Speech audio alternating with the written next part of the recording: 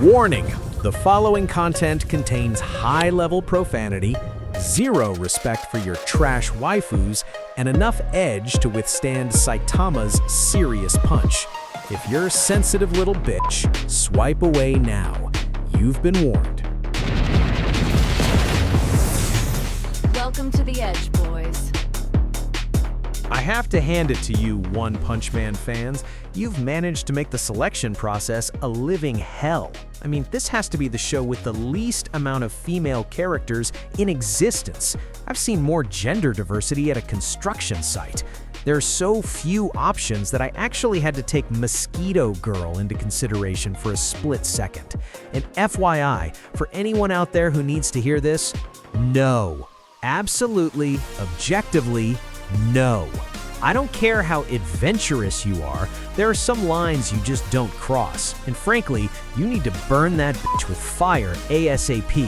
Stay sane, kids.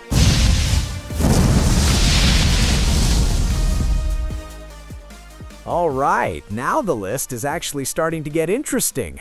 We're kicking things off for real with the monster princess, Do S. At least this one looks more human-like. Look, I'm a fan of a little extracurricular activity and some BDSM as much as the next guy, but this bitch is operating on a completely different frequency. She's packing some heavy heaters that could easily double as neck support, and she's complementing that rack with a minimalist outfit, just the way I like all my sluts. And let's not forget about that tongue. I can think of a few handy tricks she could pull at my place and all over me. But let's get one thing straight. I don't do the slave thing. In any scenario I'm involved in, if there's any punishment being handed out, I'm the one holding the whip. I'm the judge of this show, and I'm the master of my own domain. But being the master doesn't mean I'm looking for a community project without checking the maintenance records first. Honestly, she looks like a public utility at this point. I'm pretty sure the entire Hero Association and half the Monster Kingdom have already checked in to update their power levels between those legs. So yeah, I'd smash, but only from the back while wearing a full-body hazmat suit and making her sign a 50-page liability waiver first. I'm adventurous, not suicidal. Next up, we have Lin Lin. Look, she's got that classic Hidden Lotus aesthetic, with the hair buns and the whole Street Fighter vibe. It's cute, I guess, but let's look at this from a more tactical perspective. What I really appreciate is how incredibly compact and flexible she is. You know for a fact she can hold a position that would put a normal girl in the hospital for a month. And the rack? It's sized with absolute taste. No back support needed here, just pure aerodynamic perfection that fits right in the palm of your hand. Compared to the girls in our world, she actually knows how to handle herself. I can already think of a few unique karate moves I'd like her to demonstrate at my place, in a very private, closed-door session. But here's the real genius of Lin Lin. She's the ultimate social camouflage. She's the kind of girl you bring home to meet the parents just to show them you appreciate tradition. Mostly so they'll finally stop the interrogation at every family dinner about when you're gonna find a serious girl and settle down. She's the perfect cover story for a lifestyle they'll never understand.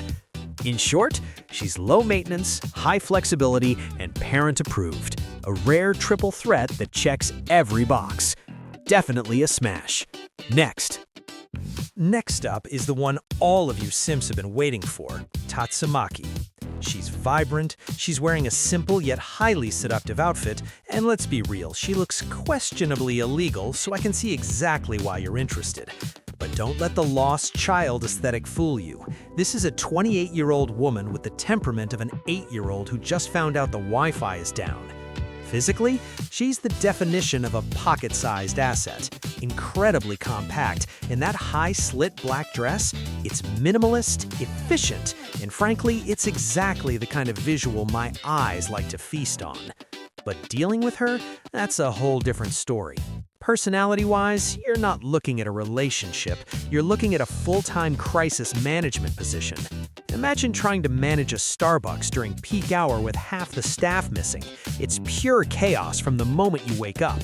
On top of that, there's a massive risk premium involved here. One bad joke, and congratulations, you're now a permanent part of the local skyline. However, I have to look at the raw power behind that impeccable petite frame. She's a brat, sure, but she's a brat that can rewrite the map, and having her on your side gives you leverage in more places than you can imagine. Look, I'm not marrying for love, I'm marrying for influence and the terrifying thrill of knowing I might not even make it to the honeymoon. So, keep your affairs in order and your life insurance paid up, because this ride is going to be turbulent. And for God's sakes, make sure your side aren't telling or you're a goner. Next. Now for the actual adult in the family, ironically the younger one, Fubuki. Physically, she's the definitive upgrade. While her sister looks like she got lost on the way to middle school, Fubuki is pure high-end dominance. We're talking about the signature emerald dress, the fur coat, and that white pearl necklace. It's a visual flex designed to make you feel inferior before she even speaks. She doesn't just walk in, she takes over the space. In terms of visual appeal, she's the gold standard. And frankly, I just want to put my head between those buffers and just brrrr. Oh yeah, quality control at its finest. However, personality-wise, she's a nightmare. She's got a massive inferiority complex regarding her sister, which makes her obsessed with status. She'd rather be the queen of the losers than just another face among the elites. And here's the real deal breaker, the package deal. You don't just date Fubuki, you're effectively adopting 30 grown men in suits who follow her everywhere like lost puppies. She doesn't want a partner, she wants a high-ranking recruit.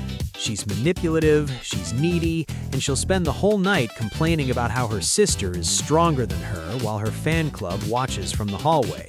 On one hand, she's easily the most stunning woman in the series. On the other hand, the mental gymnastics required to keep her happy would exhaust a professional negotiator.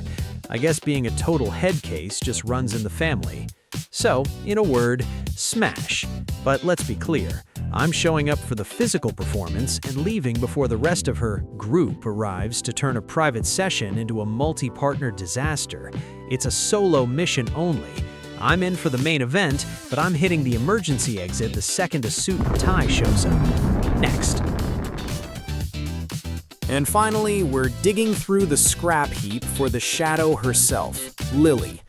Look, we've already covered the big bosses, so now we're stuck with the junior associate.